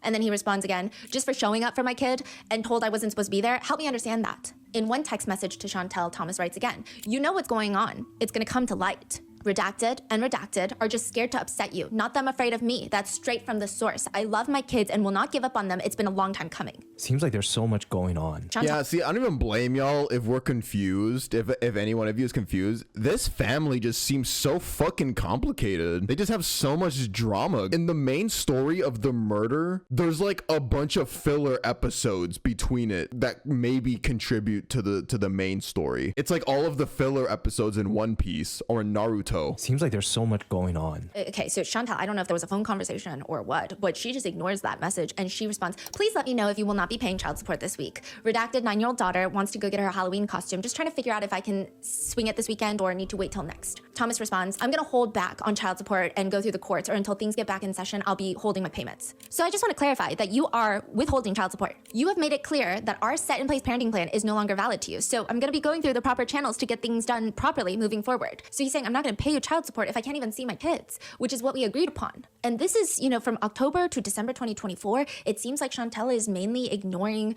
Thomas and all of his pleas to see the minor kids. He's asking to drop off their birthday presents, at least talk to the youngest daughter for her birthday. And then finally, you see December of 2024, Thomas texts Chantel, you should really think about what you're doing and understand what I know, especially for someone who wants to marry a guy that might not want to find more out about things with people. I just want to see my kids, and you can live your lie. I don't care. Wait, say that one more time with the marrying a guy who wants to find out things? Yeah, What? I will say a lot of their messages don't make sense and their grammar is Yeah, Thomas is the ex-husband. Okay, that makes sense why he's, you know, begging Chantel to let him see the kids. Yeah. Yeah, I will say a lot of their messages don't make sense and their grammar is not spectacular at all, but that's what he writes. Especially, what is he implying? I have no clue. A lot of these are without context, especially for someone who wants to marry a guy that might not want to find more out about things with people. Oh. Yeah, bro's vague posting. Bro was vague posting in the DMs. Like, what the fuck? But I think the main takeaway from these messages, at least from Thomas's perspective and from what a lot of people see online, it seems like Chantel is maybe the type of woman who puts relationships ahead of her kids and might not pay as much attention to her children and their well-being, clearly, because look what happened on the cruise ship, but also it might prioritize her romantic relationships with men that she just meets over her own children. I'm also not sure if he intended to write lie, like you can live your lie, I don't care, or if he meant to write life, but I guess both are applicable. Later, when Chantel still doesn't respond, Thomas writes to her, did you figure out what you want, or did you come clean to Chris about your tough times and who you miss? I'm tired of keeping things to myself when you lie about me. So this makes it seem like maybe she reached out to someone saying that she misses them. Maybe it's Thomas, maybe it's somebody else, I don't know, because it's who you miss. And then it seems that for most of 2025, they move on to a different communication platform where I believe Chantel learns how to run her messages through probably ChatGPT. The grammar grammar is suddenly very formal, and while I have always been a fan of M-dashes before it became, I guess, a tell signal for AI. Dude, yes. Anytime I see hyphens like this right here, you see that, the dash? That's a dead giveaway for ChatGPT. It does suck because maybe some people are just more proper like that and they like to use hyphens. But yeah, I mean, ever since the introduction of ChatGPT, you see the most stupid, informal people suddenly having hyphens or dashes in their sentence, in their normal sentences to you. I have always been a fan of M-dashes before it became, I guess, a tell signal for AI writing. She suddenly starts incorporating quite a bit of M-dashes that I had never seen in her messages prior. Is that a crime? No, I'm just saying it's like reading two separate people's messages. Really? Her text messages, it's like she doesn't know the difference between there, and there, but then all of a sudden it's just ChatGPT on this parenting app, yeah. So interesting. But some notable messages include Chantel stating that the two younger children, do not want to see Thomas. Thomas writes things such as, hopefully we go to court soon for everything to come to light in the best interest of the kids. So in the messages, Chantel keeps saying the kids are scared of you. The kids are very terrified of you. They don't want to see you. And you are doing this and this and this. And Thomas just keeps saying, I can't wait to go to court so that everyone will know the truth. So I don't know what's the truth.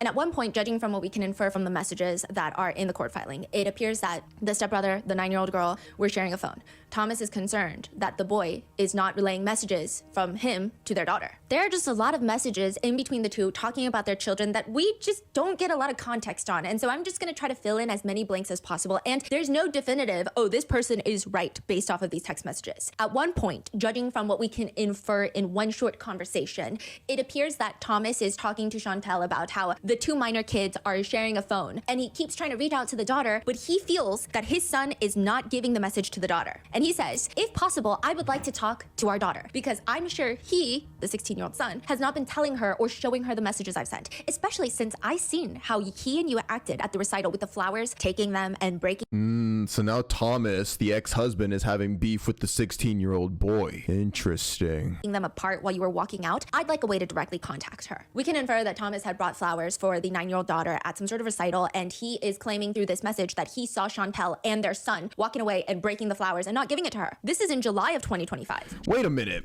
Let's rewind a little bit. I just want to refresh my head. Was Thomas the original guy that posted that tweet? Martin Donahue is Tabitha's brother. Oh, never mind. Okay, it was Tabitha's brother. That's weird though. How the fuck did Tabitha's brother know? Because that was the first wife. Maybe Tabitha would like rant or like tell secrets and shit to her brother. That's why Tabitha's brother Martin was able to say this with confidence. Anyway, let's go back. It's not for a really long time after that Chantel finally texts Thomas back. And this time it's after Anna's murder, and she texts him, I need you to call me ASAP, it's an emergency. And there seems to be a lot of phone conversations taking place, so we only just have messages. But in one message, Thomas responds, I know it's probably a no, but can I come get our daughter tonight? Just to get her away from the situation. I promise you, I'm not going to keep her from you or anything. As soon as you guys are able to head home, I can bring her to you. Or is there anything else I can do? To which Chantel responds, I really do appreciate, and I'm not trying to be any which way, but I just think it will be more traumatizing for her to be removed as of right now. She doesn't know anything about the stepbrother being, I guess, suspected. The only thing I told her is that he was having a hard time coping with losing Anna, so he's getting checked out at the hospital. Okay, well, I'm not trying to push it, but the offer is there if you know, when you find more out and we have to handle things. When we have to cross that bridge, you and I will come up with a way to tell her and Andrew. Okay? I will call you tomorrow as soon as I hear anything. Okay, were you able to talk to our son? I'm waiting on the FBI and also the doctor to call me as soon as I know something. I promise that I will tell you as soon as I know anything. You will be the only one that I will be calling. I get that, but I mean, have you talked to him while he was at the facility? I was able. So it seems like Thomas, the ex-husband, was more diligent than any one of the current family members. Have y'all noticed that? Thomas is the ex-husband of Chantel, the weird mom. It's almost like he's the one that was trying to prevent shit from happening more than anybody else. Able to talk to him last night for under 2 minutes briefly. He just keeps repeating over and over he doesn't remember anything. I don't even know if they, were allowed to let me talk to him or not, but the nurse was very nice and let me talk to him just to tell him that you and I love him. Okay, I just want him to know that he isn't just dead to everyone, regardless of everything. At the moment he needs his parents. I know you know that. I just would like to have a chance to talk to him as soon as possible. We, Chris, me, and Chris's parents told him that yesterday before they took him. We told him no matter what, you and us are with him. He isn't alone. Why would Chris and his parents say that? Yeah, because it's weird. Yeah, Chris's daughter and their granddaughter just were murdered. Yeah. And he's the prime suspect right now. That's so like. I don't know if I would sit there and like start immediately filing for divorce. I mean, I don't think that I would blame anyone if they did either, but that's besides the point. But I think it's weird to behave in such a way without getting information unless, and I don't know if I'm being way too hopeful, because from what I've seen so far online, I think that I am being way too giving them the benefit of the doubt. Perhaps Chris and his parents are playing the good guys to get more information out of Chantel to help the authorities, but I don't think that's the case. Absolutely not. I just find it weird though. I can't get over that. I thought Chris would also be part of the good guys. Like, I got that vibe because, I mean, after all, Chris is the biological father of Anna, the dead girl. It's just weird to see that it seems Chris is in cahoots with Chantel and that side of the family as well. Like, why are they all tiptoeing around stuff? But that would be the best case scenario, because it's just a little weird that right off the bat, they're so like, we're with you no matter what. I want you to know we're standing by. It's weird. But again, maybe Chantel's lying. Maybe none of this conversation even took place. Okay, I know everything is supposed to be hush-hush for now, but I've seen that it's still getting out with posts and comments between Facebook, TikTok, and stuff. I just want to make sure until things are certain that he doesn't get any unnecessary comments towards him. Chantel responds, nobody knows anything about him. He is a minor, so his name shouldn't be anywhere. And when we talk to the FBI again, we will reiterate that we do not want his name out there. And everything that's been posted on TikTok and social media, nobody knows anything, and everybody's just speculating. We know what I told you last night, and we'll know exactly more when the autopsy is done. Once we get the autopsy today, depending on what it says, depends on whether he's booked on these charges, and you will start seeing Anna's name. I understand, and no, his name wasn't mentioned in it. Just want you to be aware if you weren't aware. What exactly did you tell Andrew? I don't want to say something to him if you haven't told him. I've told him what I know, so he doesn't hear or see all the theories that are on social media that I've seen. I mean, there's a lot going on. He is okay, just kind of still hard for him to believe. Okay, he was asking me, I just didn't want to mention our son if you hadn't. So he's like, did you mention to Andrew that his little brother is a suspect? Chantel is like, okay, because he was asking me. I just didn't want to say anything if you hadn't said anything. I did. I didn't want anything else to be said online. I feel like he needs to be told the truth by us just so nothing is twisted. He knows not to tell anyone. Can I please talk to our daughter when you get a chance just for a little while? I won't say anything about her brother. I just want to tell her that I love her. I will call you back in a few. We are on the phone with the FBI victim specialist. Okay. November 10th, 2025. So this is like 2 days after Anna's death. Thomas asks Chantel, anything new? The FBI is on the way here now to talk to us, and we should be hearing from the doctor at around 11 a.m. She later explains that the FBI came to talk to them, but while they're talking, Chantel gets a call from the son's doctor. She goes to talk to the doctor, and quote, I also talked to the doctor in the middle of the FBI, so I don't know what was all said with the FBI. I left to talk with the doctor. As of right now, it's a good possibility that he will be released on Wednesday from the hospital. November 10th, 2 p.m., Thomas informs Chantel. They're calling me already from the news. If they got my number, that means they will find my mom's. I'm gonna have to tell her around what's going on and tell her not to talk to anyone, just a heads up. Chantel sends him the contact for an attorney. And later that day, Thomas asks Chantel if she's busy. I'm with my pastor. Can it wait till tomorrow? We are about to be in the home, and this is the first time we will be home without our son and Anna. We don't know how it's going to be. Okay. Then a few days later, Thomas asks Chantel again if he can talk to their daughter. And she says, I spoke with her. At this time, she doesn't want to talk. I let her know that you care about her and that you love her. So they just won't let Thomas talk to the young daughter. Yeah. I mean, it could be as simple as the daughter has bad experiences with Thomas. And I mean, this is like really conspiratorial and just out of pocket, I will say. But some netizens are just saying it's odd that Chantel, who prioritizes her marriage over everything, just won't send her 9-year-old daughter to go back to be with her biological dad so that she can probably comfort Chris and like make things right with Chris. I don't know, right? So they're just saying like, it's just all around weird. No one knows what's true. Is Thomas bad? Is Chantel bad? Is every single one of them bad? I mean, I think across the board, it's pretty clear that Chantel is not good. Thomas responds, I want to hear it from her with everything going on. Chantel, I need to hear her. I understand where you're coming from, but I cannot force her to talk to you. Then, November 21st, the daughter does not go on her scheduled weekend with Thomas. We don't know exactly what transpires, but we do have clues. Thomas emails Chantel, per our parenting time, I want it known that you did not allow our daughter to go on my weekend. Yes, I understand she's going through a lot, but it's my time. That being said, I deal with you, the parent, not your spouse. So I suppose Chris informed Thomas that he's not going to be getting his daughter for the weekend. Chantel responds, she refused to get out of the car. I did not withhold her from your parenting time. The decision was made based on her emotional state. Thomas responds, no, the decision was made by your spouse closing the door and saying to get away. Yes, she said she didn't want to, but she is going through a lot. I asked for your help to make it easier. Again, you're the mother. I deal with you, not your spouse. Your spouse has no rights. That being said, I will request that he not be present next meet since he is not capable of allowing the parents handling the exchange. Chantel responds, I'm sorry she didn't want to go with you. I know I had encouraged her to. I don't believe her reluctance has anything to do with Chris being there. She's simply been through so much lately with Anna's passing and her brother being gone. The funeral was last night and this is an incredibly difficult time for her. She will be doing counseling through DCF to help cope with her grief, and I'm hopeful she'll reach a place where she feels ready to spend time with you. I will continue to encourage her to go. Thomas hits back. As I stated, I understand, but there is still a parenting plan in place. I am her father, as you yourself said about this 16-year-old son. We are the parents, and we need to help our kids. I kept my mouth shut when you told me that you can't jeopardize your marriage for helping your son. You look scared tonight, and you need to know that my kids come before anyone. Even though I haven't been able to see them for almost 2 years, I will never hesitate. See you in 2 weeks for the next meet for our daughter. I hope things are more civil, and you, the mother, can speak for yourself. And your attorney explains to you how things are eventually gonna go. Hope I can speak and see our daughter soon. Throughout this, Chantal has no problem still ranting to Thomas throughout this like weird custody battle exchange about post online. November 17th, Chantal texts Thomas. Some asshole posted something. It seems like she's referring to Martin Donahue. Oh shit. Wait, I'm just guessing. I'm jumping ahead here. Watch. Wait. Chantal texts Thomas. Some asshole posted something. Chantal texts Thomas, the ex-husband. Some asshole just posted something. You think this is when Martin, Tabitha's brother, you think this is when he posted on X, spilling all of the tea? Chantal is finding out about it, and she's like, oh, hell no. It seems like she's referring to Martin Donahue. And it appears, that could be the case. Thomas responds, his family. Not Chris's family, the ex-wife's family. So she's like, it's not Chris's family, it's Tabitha's family. Well, part of his kids. So Thomas is like, still his family, because Tabitha is the mother of his other 2 kids. So this is like their uncle. The conversation stops there. And then they resume talking about something else. And during the custody hearing, Chantal does testify briefly. I mean, there's not really crazy explosive questions being asked by either party, because ultimately this is a custody hearing. This is not to do with the FBI investigation. But Chantal has to get up there and she has to answer a few select questions about this cruise to see if that she is a fit parent for the 9-year-old daughter. She has the emotional affect of drywall. And at some point, did you discover that one of the children had passed away? Yes. And when was that you discovered that? Friday morning. She does not appear like she cares much about what happened. Yeah, she gives no fucks. Look, it's like she's just answering some basic ass questions like, what's your favorite color? Like, she's being asked about her stepdaughter and she did not care. Look at her. She does not appear like she cares much about what happened. And side note, because I just like to be in weird people's Is this businesses. recorded or is this like just transcript? No, it's live streamed. Oh, it's a... Yeah. Oh, wow. Yeah. And I just like to be in people's businesses, and we did a FOIA request, and it states that in 2024 there was a civil case opened against Chantal From Thomas's mom.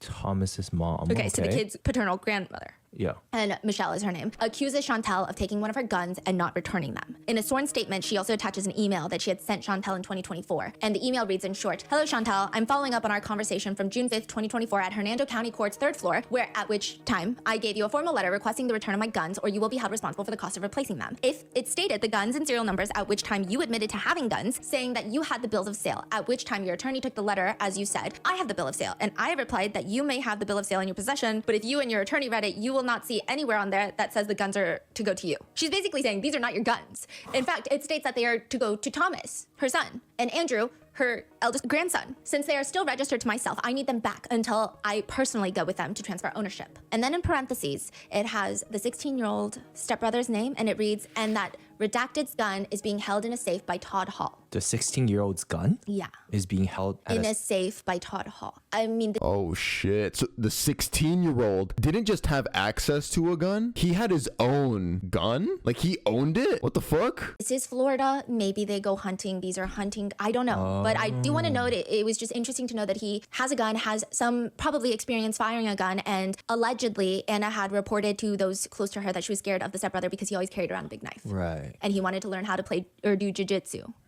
But interestingly, in another email screenshot that's included in the filing of the civil lawsuit, Michelle goes on to include, she messages Chantal, "Thank you, please. Give my grandson and my granddaughter all our love. We have all loved and missed them dearly. It is absolutely a very sad and heartbreaking ordeal they have been placed in. They should in no way be hurt or manipulated in the ways that they have. I know, as well as you know, that they love their father very much and they are absolutely in no fear of him and were not in fear of him prior to you manipulating, controlling, and brainwashing them for the past month. It's devastating and upsetting. Please stop. Step back and look at what's best for these kids. They need their family. I don't understand why you feel displacing them from their family, their friends, school, everything they loved and knew is helpful to them, when clearly it's done nothing but damage them. I pray everyone get help, including yourself. I never thought the day would come that you would become the person you've become, and that is simply the person you've despised growing up yourself. Please get help. You know firsthand how hurtful it is when your parent manipulates family members to keep them out of your life. You yourself said you blocked 10 years of your childhood abuse because of what your mother did. Please, God, do not do that to my grandchildren, your children. Thomas's children need the entire family. We all love them. Stop this craziness, please." The civil lawsuit has since been dismissed. However, just 6 months later, Chantal and Chris get married officially, and almost a year after that, Anna Kepner is murdered. Dude, that's kind of chilling to see. They officially got married here. It was set in stone here with this document. And it's almost like this document was what solidified Anna being dead. like Anna being killed. This marriage doomed Anna. This is what set her on the path to being killed. I mean, a lot of people think that both Chantel and Thomas suck. You know, one comment reads, the parents don't even seem surprised or emotional that their son is being accused of something so horrific. And it seems like both of them know that something is coming. I'm just going to go ahead and say closing thoughts here already. I'm not going to end the video. I'm going to go ahead and agree with the sentiment that it really seems like both sides of the family knew that the stepbrother was being weird towards the stepsister, but they turned a blind eye to it, and in a kind of misogynistic way, they were like, boys will be boys. Oh, but we'll stick them in a room together anyway. We know that he was obsessed with her, but hey, you know what? We're irresponsible as hell. We're terrible people. So let's stick them in a room together for 2 weeks on a cruise. On Thanksgiving, Thomas finally gets to see his daughter in his care, and he asks Chantel if he can take the daughter to go see the stepbrother, the 16-year-old son. With Andrew, stating that it might be the last chance for a long time for, I guess, all three kids to be together. That is true, huh? Nobody has said much about the stepson or the son. No, I just think that every single person, all the adults in this story just suck. I think... That is one thing like I feel like nobody's talking about so far. Like even during all of this, like nobody is angry for Anna and nobody is shocked or surprised or emotion that we are all feeling. Nobody's showing that. Yeah. Okay, let me run you through all of the emotions that are being showed. And it's just so bizarre. Clearly, everybody grieves differently. And I mean, it's just, we can't really dictate how someone is going to express those emotions. But he's just put out very formal statements saying basically nothing of he hopes for justice. If the stepson is guilty, he's going to want justice. Things of that nature, but nothing particularly emotional, nothing that expresses any sort of anger or shock or disgust at the situation, or even like deep loss for Anna. Any of the words that are being chosen to describe Anna, it feels very bland. Nothing about it feels like, okay, this is someone who deeply understands her as a person and understands the impact that she had, and now she's gone. It's very like, she was so bubbly, she was so this, and that's about it. So that's weird with Chris Kepner. Heather, Anna's biological mother, that Anna has posted many TikToks about, saying that she has never really had her mother in her life, how her mother had abandoned her and turned to drugs and just left her, alienated her, like all of these things. Heather has come back. She's doing news interviews. Oh, yeah? And it's become, again, another contentious divorce thing. She says that she had to wear a wig to Anna's funeral because Chris Kepner wanted to get her arrested for back payments on child support. She told me that when I told him I was coming down there, he said that that he knew for a fact that Anna would not want me there. And I said, that's a lie. I was like, but whatever. And he goes, if you step foot in Florida, I will have you arrested immediately for back child support. Yeah, I wore a wig and I wore some really tall high heels, so that way, you know, if he was looking for somebody short, he wouldn't see me. I don't know if that is a real threat Chris Kepner had, but then she comes out to tell the world that she had to wear a wig to her daughter's funeral. And people are like, I feel like the way, this is what netizens are saying, the way that she's describing wearing a wig, it almost feels like, haha, Chris, I got you. Like, you told me I couldn't come, but I went. It feels, again, not about Anna. So people just hate both of them for that reason. Tabitha and her family seem to be the only ones that are showing perhaps maybe misplaced anger in terms of maybe they shouldn't have been on X, maybe they should have been with federal investigators, maybe they should have been on X, I don't know, right? But they seem to be the only ones that show very genuine feelings of anger towards the situation. And Tabitha was in Anna Kepner's life from when she was 3 to 16 years old. Anna Kepner's ex-boyfriend Josh also has been one to come out to say that no, this stepbrother is weird and he's creepy. Yeah. It doesn't seem like there's any ulterior motive. It's not like he's getting paid for any interviews. So that seems to be a very genuine feeling that he has. Now, then you go on to Anna Kepner's Mima and Papa, the grandparents. These two are the most disappointing to me. As Stephanie said earlier in the video, Anna seemed to have really liked Mima, the grandma. Mima was Anna's favorite person. I mean, look how close they are in this picture. It seems even Mima didn't care or is trying to hide something. I mean, these are people that she posted about on TikTok, and she loves her grandparents, and they are out here saying, well, he's a good kid, he plays soccer, and I believe that he doesn't remember what happened, and that is crazy to me. In fact, just don't make a statement. If that's what you believe, I just wouldn't make a statement. How old are they? Like, I mean, they don't look that old. not like 80s? Oh, no. Okay. They look maybe like 60s. Okay. They look young. Stephanie, I don't know if it's just my eyes, but they look pretty old to me. I'm not. So it's just very odd behavior. I don't understand it. Again, the only way I could justify it in my mind is like, maybe Mima is undercover. Maybe she's trying to get Chantel to trust her so that she can blow the lid and tell the feds everything, but I don't think so. That's not the vibe she's giving. Yeah. Then you have Chantel Kepner, who's sitting here, like, doesn't care, has the emotional depth of drywall that has not even been painted with a pretty color. It's flat. She doesn't care. Even the way that a lot of netizens are trying to figure out what kind of personality Chantel is, and it seems like she prioritizes her romantic relationships. She's clearly not a good mom. I don't think you could ever, in any sense of the word, call her a good parent. And that's an opinion, but she just seems like a shit person. Stephanie's been going more unhinged lately. Have y'all noticed that? She is not afraid to cuss anymore. She just seems like a shit person. And I love Stephanie when she goes dark mode. then you have Thomas Hudson, who seems like, okay, maybe his heart is in the right place, but again, we don't know, because we don't know if Chantel is lying and alienating the minor kids or if they genuinely are scared of Thomas Hudson. So that's like a problem there. But on top of that, the bigger problem is in these court filings, I mean, all the minor kids' names unredacted, the full name of the person that this 16-year-old stepson is staying with, fully unredacted in the court filings, just like everyone knows everybody. So much for saying that you're upset that people are talking about it on TikTok. You're the one that's putting out all of this unredacted. Yeah, I see. So it's like, again, it just feels like everyone is doing their own thing, and maybe they truly believe in their own hearts that they're doing it for the kids, but it seems like all they're doing is hurting the kids like every step of the way. Got it, yeah. That just seems, and then from there to here, I don't know if really any of them have come out in a way that felt impactful towards Anna's life and who she was as a person. In fact, what's crazy, in the obituary, they included the stepbrother's name, because it's like she leaves behind a family who adored her endlessly. And then it lists a bunch of people, including Chantel Kepner, her mother, Heather Wright, her Mima and Papa, Barbara and Jeff Kepner, her siblings, Andrew, and then, all of their names. And then they took out his name later. They also took out Martin's name, because Martin's name was in there too, the uncle that made that angry post. What is this? I think it's odd that they would even include Chantel and her side of the family. First of all, they've only been Anna's step-siblings for like 2 years. A year, really, legally speaking. Yeah, and Chris did this, right? Wrote this? We don't know if Chris did it. We don't know if Chantel did it. But someone did it. I mean, I'm assuming it had to have been approved by Chris, at least. Exactly. Because he's an adult. He was her father. I think it's just very bizarre that they're even included. It just feels wrong.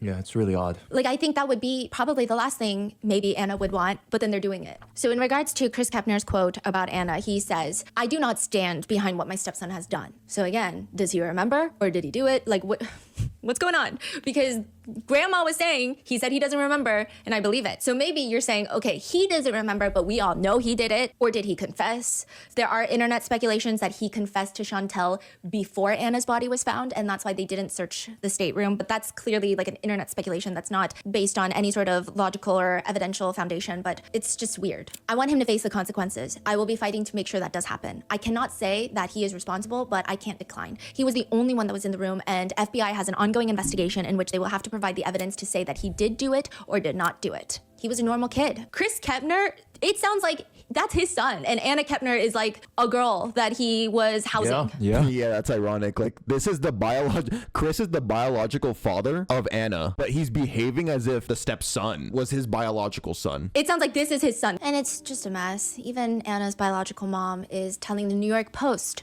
"Why am I the bad guy? He put them in the same room together." Because people are like, you were not in Anna's life. Why are you suddenly showing up all over the news? Another party comments, "A stepbrother is not a sibling. It's a biologically unrelated male. It's a big difference. May as well be a boy down the street. Grossly inappropriate for them to be put in the same room." And then exactly. Yes. Thank you. And they had only known each other for 2 years, by the way. of course, other people are arguing their experiences with step-siblings having perfectly healthy relationships. But then again, people are also arguing, yes, but a lot of that is due to the fact that you probably grew up with them too. One insane, unhinged, brain-dead comment reads, "This is on one of Anna's TikToks. This is why." To which people are commenting, question mark, question mark. It sounds like you're saying that if a girl is friendly to a boy, he being an immature lad can't control himself and just might take whatever he thinks he's entitled to, including the girl's life.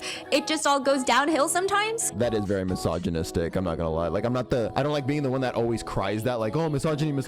But that was very much misogyny. Victim blaming, being like, oh, but she was nice to him. Maybe he mistook that for being in love with him. Like, what the fuck? Even if that happens, look at the boy's behavior afterwards. It's one thing to think a girl likes you if she's just nice to you. You know what? Sometimes people get attached easily. What the boy did after, being crazy obsessed with her and being entitled to maybe sex or being entitled to love, being entitled to her body, that is psychotic. Now we just have a lot of open questions. Is this going to be a federal case? Are they going to pass it down to the state courts? Are they going to interview every single person on that cruise? Because, I mean, yeah, you might probably want to interview everyone on the Hall. You probably want to interview the crew and the family and all of the witnesses that would normally come in a regular investigation. But could there be other people on that cruise that saw something on the deck or during how long is all of that going to take? And until then, this is what we know so far. What are your thoughts on this case? What do you think is going to happen? Do you think that there are other parties involved, such as any of the... All right, to close out this video, I mean, my thoughts in terms of what I think is going to happen. So obviously the stepbrother is fucked, all right? He's guilty as hell. But you know who else I'm willing to bet money on? Who's gonna get arrested? Chantel for sure. I think she's guilty as hell. You don't come away from this video thinking Chantel is a good person. She's sketchy as hell. Chris, the biological father of Anna, I think Chris will get a lesser sentence than Chantel. And then Mima, if she knew something, I think she'll get the least amount of sentencing. I think she's gonna get the lightest sentence for being as far removed as you can be in this case while still being guilty. Yeah, I definitely don't think it's just the stepbrother that's guilty. But yeah, that is a very mysterious case though, and it's ongoing. This video just came out, I mean, yesterday. No, actually, no, just a couple days ago, my bad. Hopefully there's new updates that come out. That's the video right there, chat. Thank you so much for watching, YouTube. That was honestly so confusing, man. Oh my God. Thank you so much for watching, YouTube, and I will see you guys in the next video. Peace out.